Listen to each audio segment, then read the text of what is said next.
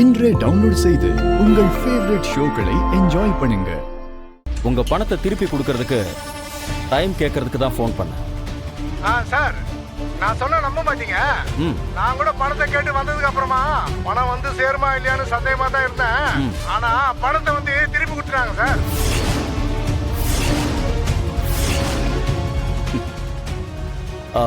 என்ன சார் சொன்னீங்க? பணத்தை திருப்பி கொடுத்துட்டாங்களா?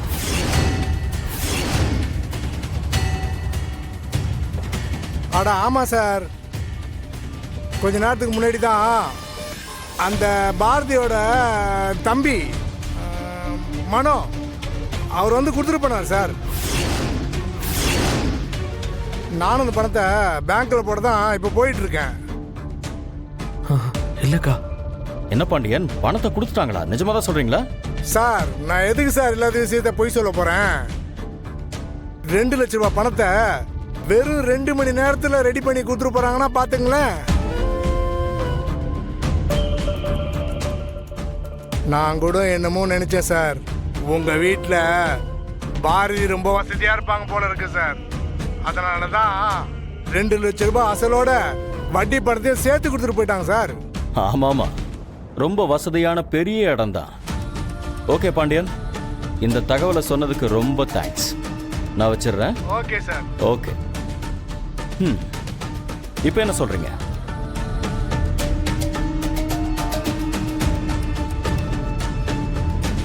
இந்த பாயிண்ட நான் யோசிக்கவே இல்லையே. இங்க பாருங்க பாரதி, நீங்க 2 பேரும் என்ன சொன்னாலும் நான் நம்ப போறதில்ல. முழுக்க நனைஞ்சாச்சு, அப்புறம் எதுக்கு முக்காடு? உங்க 2 பேருக்கும் ஒன்றும் தெரியாது. நாங்க தான் உங்க மேல பழி போடுறோம். அப்படிதானே? Stop it. எல்லாரும் கொஞ்சம் பேசாம இருக்கீங்களா?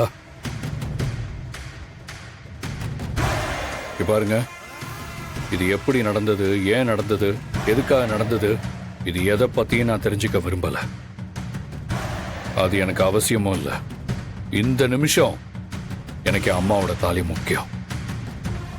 இது பாரு மனோ, எந்த விஷயத்துல என்கிட்ட விளையாடினாலும் நான் பொறுமையா இருப்பேன். அமைதியா அந்த விஷயத்தை எப்படி டீல் பண்றதுன்னு யோசிப்பேன்.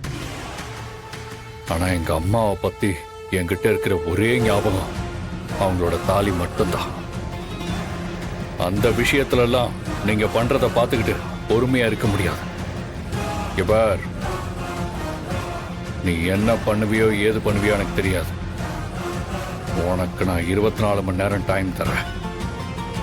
அதுக்குள்ளே என் அம்மாவோட தாலி என் கைக்கு வந்தாகணும். இல்லைன்னா இங்க என்ன நடக்கும்னு எனக்கே தெரியாது. இந்த விஷயத்துல நீங்க சொல்ற எதையும் கேட்கறதுக்கு நான் தயாரா இல்லை. என் அம்மாவோட தாலி என்கிட்ட வந்தாகணும், அவ்வளவுதான்.